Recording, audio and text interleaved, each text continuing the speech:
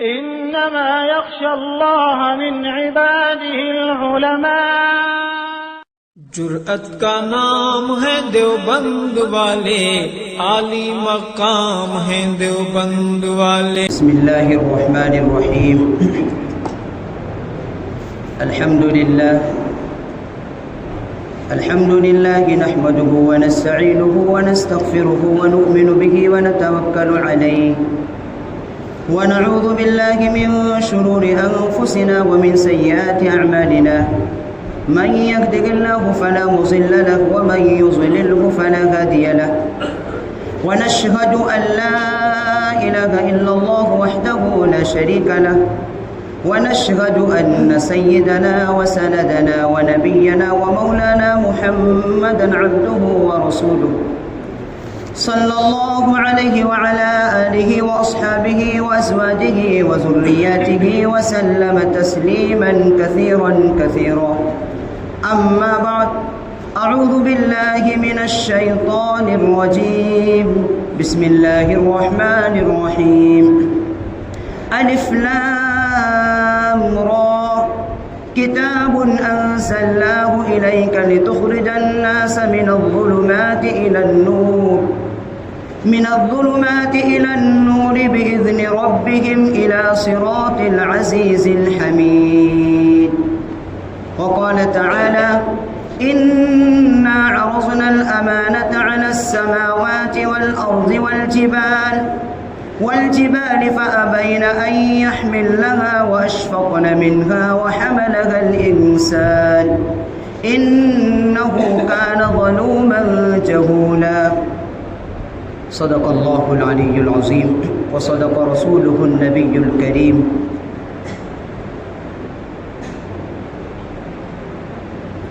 اللہ تبارک و تعالیٰ ہی کے فضل و کرم سے کہ یہ مبارک مہینہ بڑی عافیت کے ساتھ اور بڑی آسانی کے ساتھ گزر رہا ہے، یہ اپنے اختتام کو ہے، اور اللہ تبارک و تعالیٰ ہی کے فضل و کرم سے ہم اور آپ کو تراویح کی نماز میں قرآن سنانے اور سننے کی توفیق سعادت نصیب ہو۔ دنیا کے اندر بہت سے بڑے بڑے کام ہیں، یہ میں نہیں، بڑے بڑے محدث، بڑے بڑے اللہ والے، سب سے مشکل کام تراویح میں قرآن مجید کا سنانا ہے۔ دنیا میں اور بھی بہت سے بڑے بڑے کام ہیں، لیکن سب سے مشکل کام تراویح کے اندر قرآن مجید کا سنانا ہے۔ کمزور ہمت والے اس مشکل پر کھڑا ہونا اس کے لیے مشکل ہوتا ہے، اور ان کی گاڑی یا تو کچھ دیر چلتی ہے پھر رک جاتی ہے۔ یہ بڑی محنت چاہتا ہے، محنت کے بغیر کوئی اس مشکل گھڑی کو، اس گھاٹی کو پار نہیں کر سکتا۔ بڑے بڑے 2-4 سال چلے، لیکن جہاں سستی کا شکار ہو گئے، مصلے پر آ کر وہ 10 پارے تک نہیں سنا سکتے۔ ہمارے کئی ایسے ساتھی جو سینئر تھے، لیکن جو سستی کا شکار ہوئے تو وہ حالت یہ ہو جاتی ہے جب اللہ کی مدد نہیں ہوتی تو 10 پارے بھی نہیں سنا سکتے۔ تو دنیا کے اندر بہت سے بڑے بڑے کام ہیں، لیکن سب سے مشکل کام تراویح کے اندر قرآن مجید کا سنانا ہے۔ ذرا سا ذہن پٹری سے ہٹتا ہے تو پٹری گاڑی سے بھی ہٹ جاتی ہے۔ ایسا نہیں ہوتا کوئی یاد نہیں رہتا ہے، صرف ذہن کا پھرنا ہوتا ہے، وہ زبان پھسل جاتی ہے۔ ذہن کو، دماغ کو حاضر ناظر رکھ کے جب پڑھا جاتا ہے، پھر گاڑی الحمدللہ چلتی ہے۔ خیر، اللہ تبارک و تعالیٰ کی مدد شامل حال رہی، اور الحمدللہ ہماری کوشش یہ رہی تھی کہ پیچھے پڑھنے والوں کو مشکل نہیں ہونی چاہیے۔ ایسا نہ ہو کہ پڑھنے والا جو ہے پڑھ رہا ہے لیکن پیچھے سننے والے بور ہو جائے اور انہیں مشکل ہونے لگے، تو ہم نے وہ رفتار انداز کی کہ پیچھے سننے والے کو تھکن محسوس نہیں ہونی چاہیے، ورنہ عام طور پر اتنی فاسٹ رفتار میں تراویح ہوتی، میں بھی قائل نہیں ہوں، لیکن چونکہ آدمی دیکھ کر پڑھنا پڑتا ہے۔ وجہ اس کی یہ ہے کہ چونکہ ایک آدمی ہے جو صبح سے شام تک محنت کرتا ہے، اب اس کو سلو پڑھائیں گے، ظاہر سی بات ہے بیچارہ ایک تو صبح سے شام تک محنت کرائے اور محنت کر کے کھڑا کیسے ہوگا وہ، تو اس کی رعایت امام کو کرنی پڑتی ہے۔ کہ اس مقتدی کی رعایت کر کے ایسا رفتار اختیار کرے تاکہ سننے والے کو زیادہ دقت محسوس نہیں، ورنہ اگر سیلو پڑھایا جائے تو ظاہر سی بات ہے ٹائم زیادہ چاہیے، پھر انسان ہمت ہار جاتا ہے۔ الحمدللہ جب شروع میں جب زیادہ پارے پڑھے جا رہے تھے، 1.5 پارے پڑھے جاتے اس وقت پھر بھی تعداد زیادہ تھی تراویح کی نماز میں، جہاں کم ہوئے پارے بھی کم ہوئے تو دھیرے دھیرے نمازی بھی گھٹتے چلے گئے۔ یہ یہیں کا نہیں ہے، یہ پوری دنیا کا یہی حال ہے کہ شروع میں شوق میں لوگ آ جاتے ہیں، اس کے بعد جو ہی رمضان گھٹتا جاتا ہے پھر نمازیں بھی گھٹتے جاتی ہیں، ایک ہی بار 26ویں میں پھر الحمدللہ وہ پوری جو ہوئی تھی شروع میں وہ سب آخر میں جا کر پوری ہو جاتی ہے۔ خیر الحمدللہ شب قدر کے متعلق جو بات جمعے میں آ گئی تھی تفصیل کے ساتھ، وہ ہمارا بیان نیٹ پر ہے۔ مجھے جو آج چکی ہے قرآن کی مجلس ہے اور ختم قرآن کی مجلس ہے، قرآن کے عنوان پر 2-4 باتیں آپ لوگوں سے عرض کرنی ہے جو انتہائی ضروری ہے۔ قرآن کریم اللہ تبارک و تعالیٰ نے اس امت کو 2 بہت بڑے انعام دیے، ایک کتاب اللہ، دوسرے اللہ کے نبی صلی اللہ علیہ وسلم۔ یہ قرآن پاک یہ کتاب ہدایت ہے۔ خطبے میں جو آیت میں نے تلاوت کی اس میں اللہ تبارک و تعالیٰ یہی ارشاد فرما رہے ہیں، کتاب انزلناہ الیک لتخرج الناس من الظلمات الی النور۔ یہ وہ کتاب ہے جو انسان کو ظلمت سے، تاریکی سے روشنی کی طرف لاتا ہے، ظلمت سے ہدایت کی طرف لاتا ہے۔ یہ کتاب اللہ تبارک و تعالیٰ کا کلام ہے، اللہ تبارک و تعالیٰ کی صفات ہے۔ یہ کتاب پوری انسانیت کو عزت دینے کے لیے اللہ تبارک و تعالیٰ نے اتارا ہے۔ یہ کتاب انسانوں کو ہدایت عطا فرماتا ہے، اور رسول اللہ صلی اللہ علیہ وسلم کی ذات گرامی یہ ایک نمونہ تھے جنہوں نے قرآن کریم کے احکامات پر عمل کر کے آنے والے قیامت تک انسانوں کے لیے بتا دیا، اور آپ اپنا فریضہ ادا کر کے اس دنیا سے پردہ فرما گئے اور اللہ تبارک و تعالیٰ سے جا ملے۔ قرآن کریم یہ ہم سے کیا مطالبہ کرتا ہے، اس کے متعلق باتیں ہوں گی۔ قرآن کریم کے حقوق کے متعلق بات ہوگی جو الحمدللہ شاید پورے سال آپ نے نہیں سنیں گے، کبھی یہ موضوع آتا بھی نہیں ہے کیونکہ اچھا موقع بھی ہے اور آپ نے شاید کبھی سنا نہیں ہوگا، یا اسی موقع پر کوئی ہوگا سنایا ہوگا، لیکن عام طور پر بات سنائی نہیں جاتی ہے۔ اللہ کے نبی صلی اللہ علیہ وسلم نے چاہے قیامت کا منظر کہ قیامت میں کیا ہوگا، اس میں اللہ کے نبی صلی اللہ علیہ وسلم آخر میں ارشاد فرماتے ہیں کہ چونکہ اللہ تبارک و تعالیٰ آپ کو یعنی ہمارے نبی کریم علیہ الصلوۃ والسلام کو جہاں سیدنا آدم علیہ الصلوۃ والسلام سے لے کر حضرت عیسیٰ علیہ السلام تک سارے نبی اس میدان حشر میں قیامت میں ہاتھ دستبردار ہو جائیں گے، لوگ جائیں گے سب کے پاس، لیکن کسی کی ہمت نہیں ہوگی سفارش کرنے کی، لیکن ہمارے اور آپ کے آقا جناب محمد رسول اللہ صلی اللہ علیہ وسلم کو اللہ تبارک و تعالیٰ یہ مقام عطا فرمائیں گے اور آپ سجدے میں پڑ جائیں گے۔ کافی دیر اللہ تبارک و تعالیٰ سے مناجات کرنے کے بعد اللہ تبارک و تعالیٰ اپنے محبوب سے ارشاد فرمائیں گے، ارفع رأسک یا محمد، اے محمد سر اٹھاؤ اور سوال کرو، کیا سوال ہے آپ کا، ہم آپ کے سوال کو پورا کریں گے۔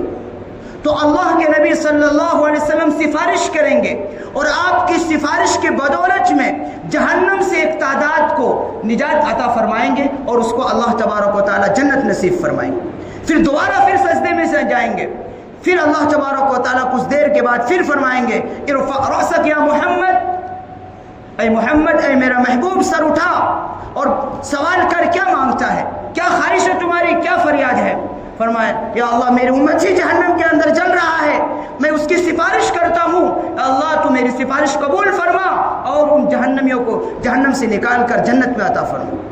چنانچہ اللہ کے نبی صلی اللہ علیہ وسلم کی سفارش قبول کی جائے گی اور ایک معتدی ایک تعداد جہنم سے نکالی جائے گی اور اس کو جنت کے اندر اللہ کے نبی صلی اللہ علیہ وسلم کی سفارش سے داخلہ ملے گا۔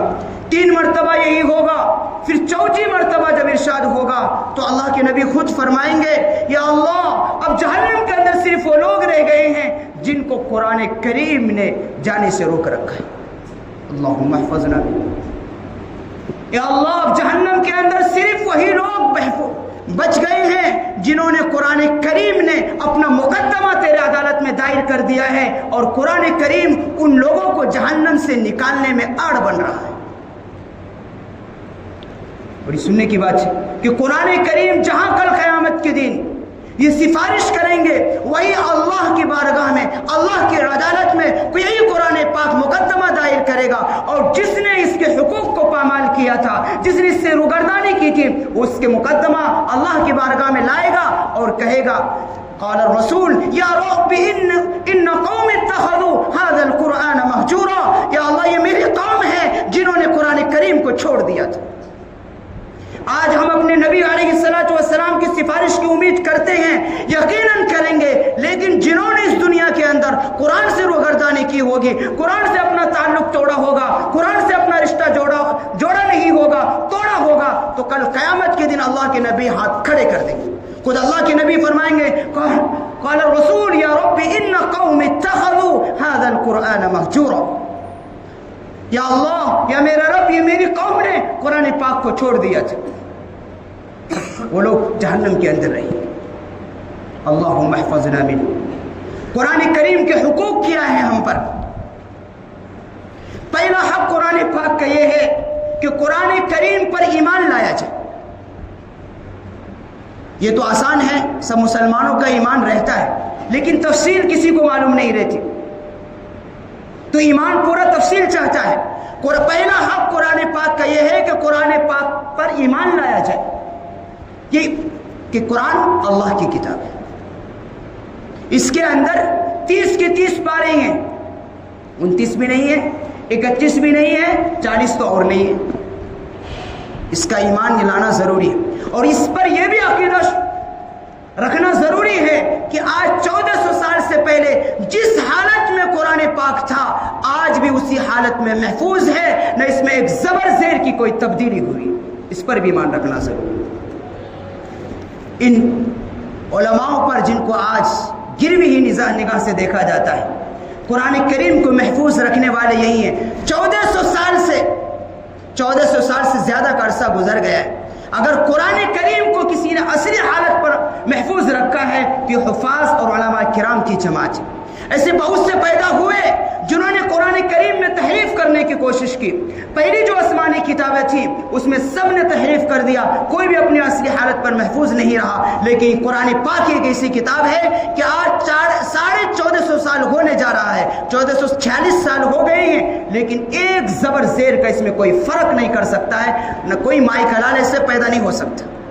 ایسے بہت سے زندیق اور ایسے بہت سے، خود ہمارے ملک کے اندر آپ نے سنا ہوگا چند سال پہلے، کیا نام تھا اس کا، وسیم رضوی کے نام سے سنا ہوگا، بڑا وائرل ہوا تھا، وہ آیا اس نے اپنے قرآن کا اپنا ایک من گھڑت قرآن پہ، ایسے اللہ کے نبی کے زمانے سے ایسا لوگ پیدا ہوتے رہے، ان کو دجال کہا گیا ہے، وہ اس قوم کے اس وقت کے دجال ہیں، وہ تو ایسے پیدا ہوں گے، لیکن الحمدللہ ایسے کتنے اللہ کے لاکھوں کی تعداد ہیں جن کے سینوں کے اندر سورہ فاتحہ سے لے کر سورہ ناس تک قرآن محفوظ ہے۔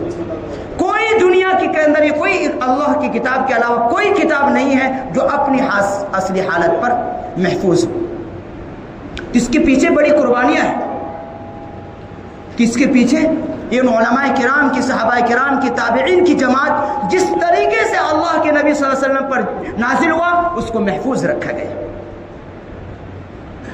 اور قرآن کریم جب نازل ہو رہا تھا اس وقت میں کچھ دعویٰ کرنے والوں نے کہا تھا کہ ہم بھی قرآن پیش کر سکتے ہیں۔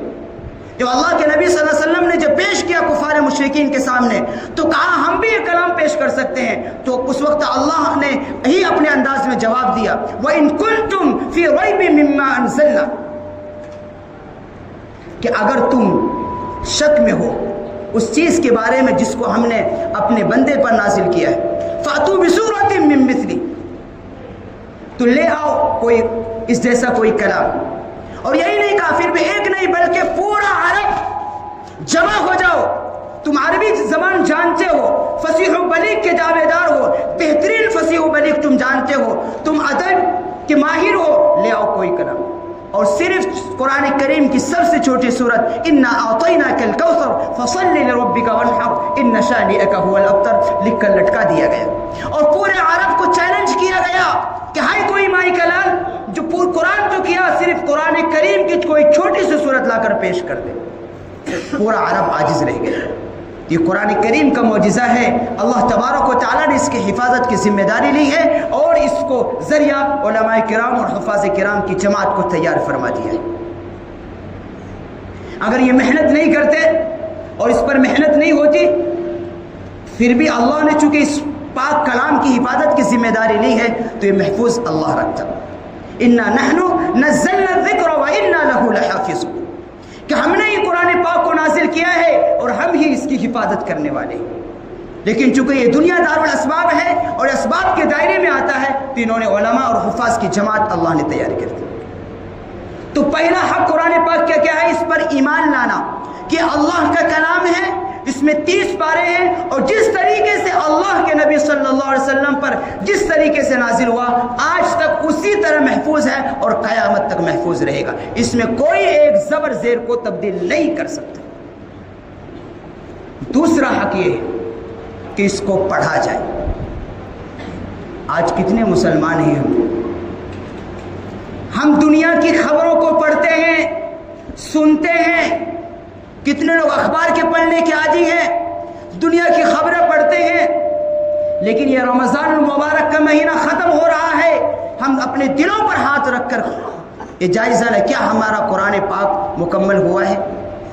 یہ قرآن کا حق ہے. امام ابو حنیفہ رحمۃ اللہ علیہ، جن کے ہم اور آپ مقلد ہیں، فرماتے ہر مسلمان پر قرآن کریم کا حق یہ ہے کہ پورے سال کے اندر کم از کم 2 مرتبہ قرآن پاک کو سورہ فاتحہ سے لے کر سورہ ناس تک پڑھنا واجب ہے.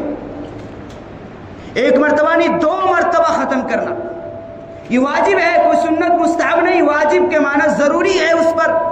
اگر اس نے ایسا نہیں کیا تو قرآن کریم سے روگردانی کرنے والوں میں ہوگا اور پھر وہی حشر ہوگا کہ اللہ کے نبی کہہ دیں گے یا رب ان قوم اتخذوا هذا القرآن مہجورا. تو قرآن کریم کو سال میں 2 مرتبہ ختم کرنا یہ قرآن کا حق ہے. تیسرا حق قرآن کا کیا ہے؟ تیسرا حق قرآن کریم کو سیکھنا ہے. اس کو پڑھنا اور اس کو سیکھنا ضروری ہے اور اس کو سمجھنا ضروری ہے. آج ہم نے دنیا کی ساری چیزوں کو سمجھا ہے، کہاں کیا ہو رہا ہے یہ بھی کوئی غلط نہیں ہے، لیکن کیا ہم نے قرآن پاک کو سمجھا ہے؟ دنیا کی خبروں کو سمجھنے سے پہلے، دنیا کے حالات کو سمجھنے سے پہلے، دنیا کی خبروں سے واقف ہونے سے پہلے ہمارے اور ہمارے بچوں کے لیے ضروری تھا کہ ہم اللہ کی کتاب کو سمجھتے، جو آج سے نہیں 1400 سال پہلے سے اللہ تبارک و تعالیٰ نے انسانیت کے نام ایک پیغام بھیجا ہے. کوئی ایک محبوب کا کسی عاشق کے پاس اگر محبوب کا کوئی میسیج آ جائے سارا کام چھوڑ کر اسے پڑھتا ہے. کوئی واٹس ایپ میں میسیج آ جائے، فیس بک میں میسیج آ جائے، میسنجر میں میسیج آ جائے، سارے کام کو چھوڑ کر اسے پڑھتا ہے. کیا اللہ کے بندو کبھی تمہیں یہ خیال آیا کہ اللہ نے آج 1450 سال پہلے جو انسانیت کے نام جو پیغام بھیجا ہے کبھی تم نے اسے سمجھنے کی کوشش کی ہے؟ یہ قرآن سے روگردانی ہے. تو پھر یہی قرآن ہمارے لیے کل قیامت میں حجت بنے گا اور مقدمہ کس کے سامنے؟ زمین و آسمان کا بنانے والے کے سامنے دائر کرے گا اور کہے گا یا رب ان قوم اتخذوا هذا القرآن مہجورا. کیا جواب دو گے؟ کیا جواب دو گے اس وقت؟ کون منسٹر آئے گا بچانے؟ کون آئے گا؟ ہے کسی کی طاقت وہاں چلنے والی؟ کسی کی طاقت نہیں چلنے گی. سب کھڑا رہے گا اور اللہ کے اس وقت حکم چلے گا. اللہ ہم سب کی رسوائی سے بچائے. اس کہ قرآن ختم قرآن کی مجلس سے یہ عہد کر کے جانا ہے کہ ہمارا تعلق قرآن پاک سے مضبوط جڑ جانا چاہیے. اتنا کم از کم ہو کہ سال ختم ہونے سے پہلے اگلا رمضان آنے سے پہلے سال میں 2 مرتبہ ہمارا قرآن مکمل ہونا چاہیے. تو اگر جو مرد یا عورت سال میں 2 مرتبہ قرآن پاک کو ختم کرے گا انشاءاللہ کل قیامت میں وہ اللہ کے نبی کی سفارش کا مستحق بھی ہوگا اور قرآن کریم اس کے خلاف عدالت قائم نہیں کرے گی. عجیب بات ہے کہ جس قوم کے لیے اللہ کا پیغام آیا ہے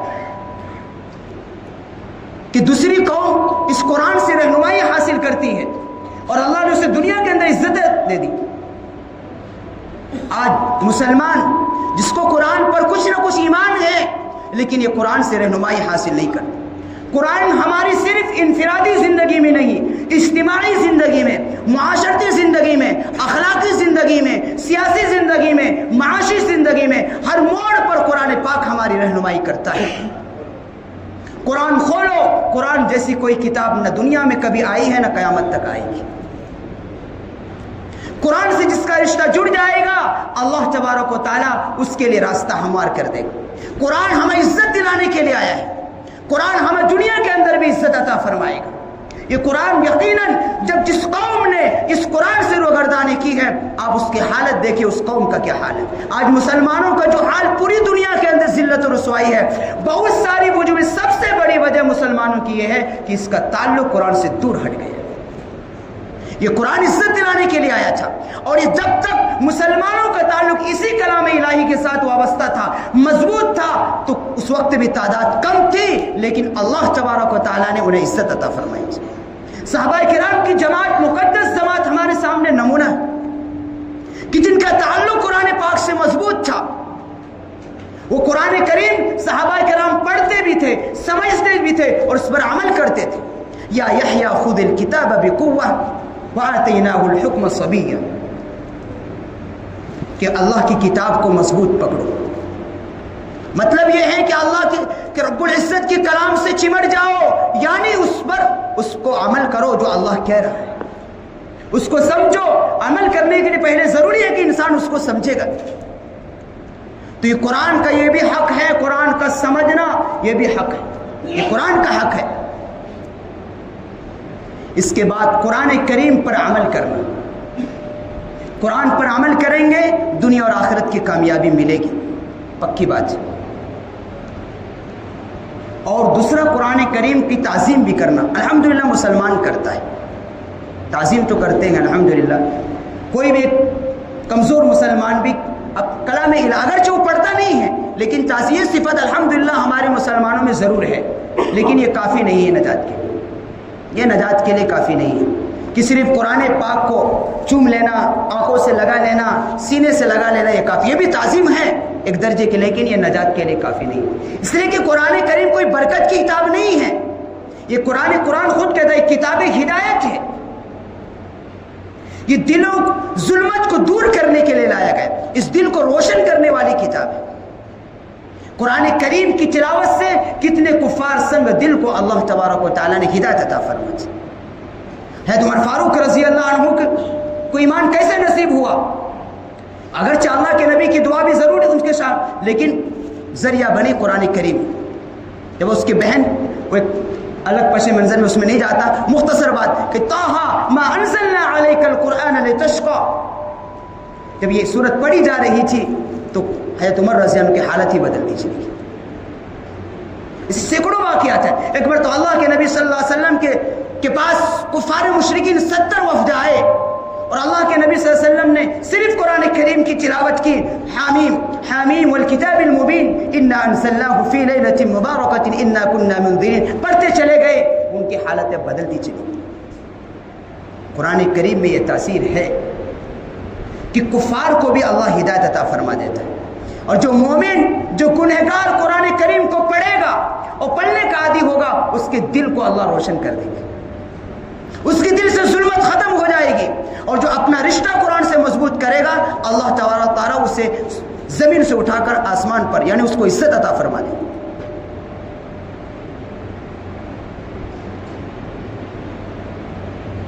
یہ قرآن کریم کا پہلا حق قرآن پر ایمان لانا۔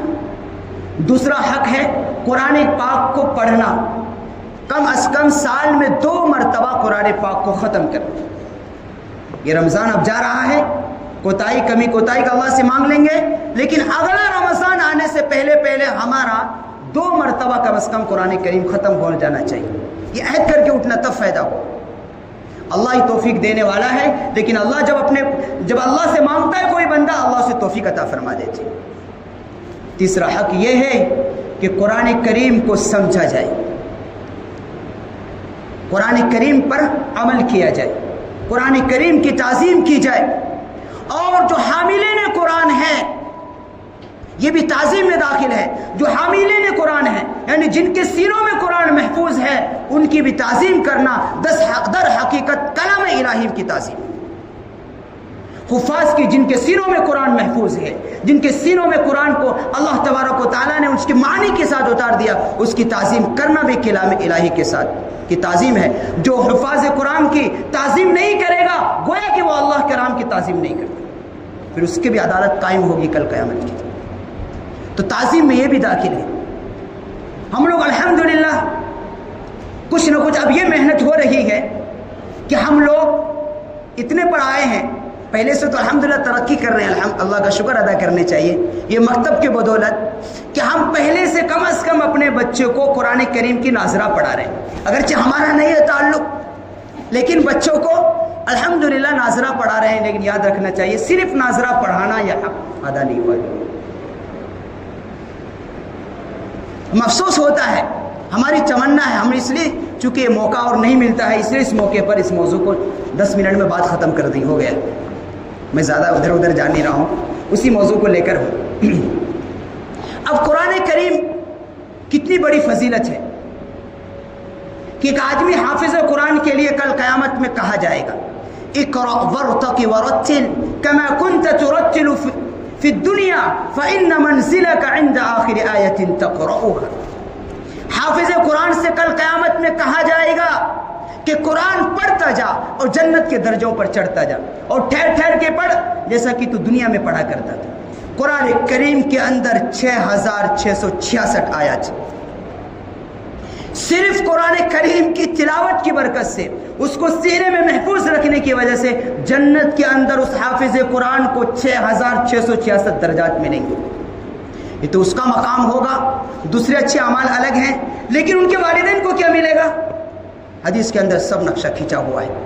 اللہ کے نبی کی حدیث کہتی ہے کہ حافظ قرآن کے والدین کو سورج سے زیادہ روشن تاج پہنایا جائے گا. جب ان کے والدین کو پہنایا جائے گا دوسرے لوگ رشک کریں گے آخر اس کا کون سا عمل ہے، بتایا جائے گا اس میدان حشر کے اندر جہاں کروڑوں خربوں کا مجمع ہوگا. کہے گا ان کو صرف ان کے بچوں کے حافظ قرآن بننے کی وجہ سے ان کا یہ اعزاز کا تو تاج پہنایا گیا، اور ایسا قیمتی لباس پہنایا جائے گا کہ جس نے کبھی دنیا نے کسی امیر سے امیر بادشاہ نے بھی وہ لباس نہیں پہنا. تو پڑھنے والوں کا مقام کیا ہے؟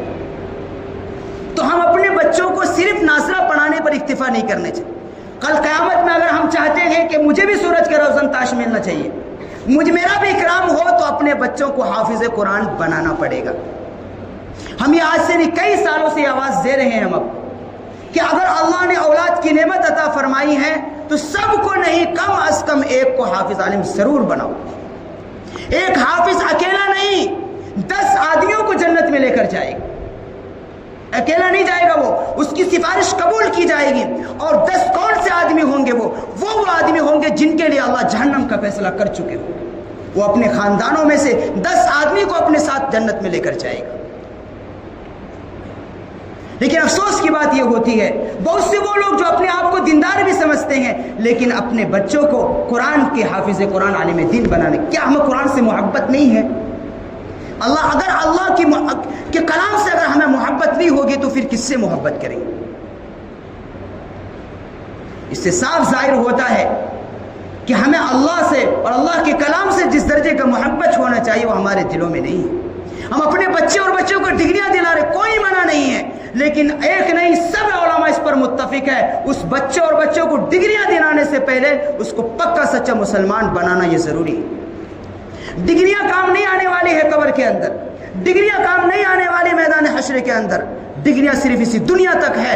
اگر کوئی نجات دلائے گا میدان حشر کے اندر، قبر کے اندر اگر کوئی کام آئے گا تو قرآن پاک کی تعلیم آئے گی. اگر ہمارے بچوں نے قرآن پاک پڑھ لیا اور سروں میں محفوظ کر لیا تو انشاءاللہ یہ نجات کا ذریعہ ہمارا بنے گا. تو ہم کہاں دنیا کے پیچھے پڑھاؤ، لیکن وہ ضرورت کے تحت ہے. ہمارا دنیا کی تعلیم مقصد نہیں ہے، وہ ضرورت ہے. ضرورت کو ضرورت کے تحت رہنا چاہیے. بہت سے وہ لوگ جو دیندار بھی ہیں لیکن ان کے دلوں میں چور چھپا ہوا ہے جو اپنے بچوں کو عالم اور حافظ نہیں بناتے. یہ بڑی افسوس کی بات ہے. کیا ہو گئے؟ ہم بڑی بڑی ڈگریاں دلا رہے ہیں، ڈاکٹر بنا رہے ہیں، لیکن کیا اپنے بچوں کو پہلے مسلمان پکا بنایا ہے؟ اس کا تعلق قرآن سے مضبوط جڑا ہے؟ تو کل قیامت میں یہی ہمارے خلاف عدالت قائم کریں گے، بچے بھی پکڑیں گے۔ وہ ماں باپ قابل مبارکباد ہیں جن کے بچے نیک بن گئے اور وہ 5 وقت میں آ کر اپنے والدین کے لیے دعا کرتے ہیں۔ اب سب ہم اپنے آپ پر، ہم اپنے دلوں کے اندر جھانکیں، کیا ہماری اولاد اس قابل ہے؟ ہم ایک دن دنیا سے چلے جائیں گے، اگر وہ دیندار نہیں بنا، قرآن کریم سے اس کا تعلق نہیں رہا، تو کیا ہمارے لیے خاک وہ دعا کریں گے؟ ہمیں کیا پڑھ کر وہ بخشیں گے؟ سوچنے کی بات ہے۔ اگر وہ دیندار نہیں ہوا تو ہم تو وہ ترستے رہ جائیں گے، ہمارے پاس اعمال کیا ہے، لیکن اگر ہم نے اس کا تعلق قرآن سے مضبوط جوڑا دیا، حافظ قرآن بنا دیا، کل قیامت کے اللہ کی عدالت میں آپ کہہ سکتے ہیں یا اللہ میں نے کچھ نہیں کیا تھا، ہم چاہتے تو اپنے بچے کو کام پر لگا سکتے تھے، 2 پیسہ آ جائے گا، لیکن ہم نے کام پر نہیں لگایا، تیری کلام الہی کے سیکھنے کے لیے ہم نے اس کو بھیجا اور وقت کو صرف کیا، اللہ یہ ہمارے لیے بخشش کا ذریعہ بنا، اللہ بنائیں گے بخشش کا ذریعہ۔ آج 2 کوڑیوں کے خاطر ہمیں کہاں تھوڑی سی چلنے کے قابل ہو جاتا ہے، کام پر لگا دیتے ہیں۔ قرآن کون سکھائے گا؟ عالم کون بنائے گا؟ ڈگریاں یہ ضرورت کے تحت یہ دنیا تک رہ جائے گی، کوئی اللہ کے بارگاہ میں اس کی کوئی وقت نہیں۔ ڈگریاں نہیں دلاؤ گے اللہ نہیں پوچھے گا، قرآن نہیں پڑھاؤ گے اللہ پوچھے گا۔ یہ ختم قرآن کی مجلس ہے، ہم یہ عہد کر گئے ہم کہاں جا رہے ہیں اور ہمیں کہاں جانا چاہیے، ہم کون سا رخ اختیار کیے ہوئے ہیں۔ یہ عہد کر کے اٹھنا چاہیے کہ ہم اپنے بچوں کو جہاں میٹرک تک یا جہاں تک تعلیم آپ دے رہے ہیں، اس سے کہیں زیادہ ضروری ہے کہ اسے حافظ قرآن عالم دین بناؤ۔ قرآن سے اس کا رشتہ جوڑو گے تو انشاءاللہ ہم قبر میں جائیں گے، ہم کو ثواب ملے گا، لیکن اگر اس کا تعلق قرآن سے نہیں رہا، دین سے دور رہا، تو پھر ہم ترستے رہ جائیں گے اور کل اللہ کی عدالت میں بھی پکڑ کا سبب بنے گا۔ اللہ ہم سب کی حفاظت فرمائے۔ ٹائم بہت تیزی سے بھاگ رہا ہے، انشاءاللہ عہد کرو یہ ہماری ضرورت ہے۔ قرآن سے رشتہ، ایک مرتبہ شیخ الہند محمود الحسن دیوبندی رحمۃ اللہ علیہ مالٹا کی جیل سے چھٹ کر آئے۔ ان کو بڑی انگریزوں نے جب ان کے خلاف چلی تو ان کو مالٹا کی جیل جو 7 سمندر کے پار ہے، بڑی خطرناک جیل ہے، لوگ اس کے نام سے ڈرتے ہیں، لوگ وہاں ان کو ڈالا گیا تھا، بڑی عزتیں دی گئی، وہ الگ داستان ہے وہ۔ لیکن جب آپ رہا ہو کر آئے تو آپ مسجد رشید کے اندر، بہت بڑا مجمع تھا، علماء کا مجمع تھا، طلباء کا مجمع تھا، انہوں نے وہاں 2 باتیں ارشاد فرمائی کہ مسلمانوں کی اس ملک کے اندر، پوری دنیا کے اندر بربادی کی وجہ یہ ہے، پہلی وجہ یہ ہے کہ مسلمانوں کا تعلق قرآن سے دور ہے۔ اس وقت کتاب میں محفوظ ہے لیکن سنانے والے بہت کم سناتے ہیں۔ کیا بھائی پہلی وجہ مسلمانوں کی جو دردشا ہو رہی ہے اس ملک کے اندر، جو ان کی عزتوں پر حملے ہو رہے ہیں، آج ان کی عبادت گاہیں محفوظ نہیں ہیں، آج یہ ذلت کا شکار ہے، سب سے پہلی وجہ یہ ہے کہ مسلمانوں کا تعلق کلام الہی کے ساتھ کٹ چکا ہے، اور یہ حقیقت بات ہے، حقیقت۔ دوسری وجہ یہ بھی ہے کہ آپس کا اختلاف، یہ 2 بنیادی وجہ ہے مسلمانوں کی ذلت و رسوائی کی۔ تو ہم عہد کریں گے انشاءاللہ ہم بھی اور ہمارے آنے والے نسلوں کا تعلق قرآن سے مضبوط ہو، ساری کامیابی قرآن سے وابستہ ہے، کریں گے انشاءاللہ کریں گے، عہد کرو۔ یہ مبارک مجلس ہے، دعا ہوگی انشاءاللہ، اس کے بعد یہ ہو سکتا ہے چونکہ آج کی رات جو ہے 3 فضیلتیں جمع ہو گئی، بلکہ ایک بہت بڑے عالم ہے لیکن میں ان کی قول کی تائید کرتا نہیں ہوں، اب وہ انتقال اللہ تعالیٰ ان کی قبروں کو نور سے منور فرمائے، لیکن اللہ نے بڑا نور ان کو دیا تھا۔ وہ فرماتے ہیں، اللہ والے کہتے ہیں کہ جب اگر رمضان المبارک میں آخر عشرے کی طاق رات ہو اور اس میں جمعے کی رات آ جائے تو غالب گمان یہ ہوتا ہے کہ وہ رات شب قدر ہوتی۔ تو چونکہ آج کی رات جمعے کی رات بھی ہے، 27ویں کی شب بھی ہے، اور تیسری فضیلت یہ ہے کہ ختم قرآن کی مجلس ہے، تو یہ 3 فضیلتیں جمع ہو گئی ہے، اس سے فائدہ اٹھانا چاہیے، اور ایسی مجلسوں کے اندر اللہ دعائیں بھی قبول کرتا ہے۔ تو ہو سکتا ہے کہ آج کی رات شب قدر کی رات ہو، قدر ایک رات میں نہیں آتی، الگ الگ راتوں میں آتی ہے، لیکن غالب گمان یہ ہے کہ شاید آج اس سال کی شب قدر آج ہی کی رات ہو، تو اس کو ضائع نہیں کرنا ہے، اللہ سے دعا مانگنا ہے. یہ مبارک مہینے میں جس طریقے سے ہمیں قدردانی کی کرنی چاہیے تو نہیں ہو سکی, کمزوری ہوتی ہے, ہو گئی, جو بھی کچھ کمزوری ہو گئی, روزہ رکھنے میں کچھ کمزوری ہو گئی, نمازیں پڑھنے میں کچھ کمزوری ہو گئی, یا کچھ گناہوں سے ہم نہیں بچ سکے جس طریقے سے اہتمام کرنا چاہیے, تو لیکن اللہ تبارک و تعالیٰ نے ہمارے لیے راستہ رکھا ہے کہ توبہ و استغفار کرے. توبہ و استغفار کرنے سے اللہ تبارک و تعالیٰ گناہوں کو معاف کر دیتا ہے, اور اللہ تبارک و تعالیٰ پھر اپنے بندوں پر اس کی رحمت متوجہ ہوتی ہے. اللہ تبارک و تعالیٰ اسی مختصر بات پر میں اپنی بات کو ختم کرتا ہوں. اللہ رب العزت ہم سب کو ان تمام اچھی باتوں پر عمل کرنے کی توفیق نصیب فرمائے. وآخر دعوانا الحمدللہ.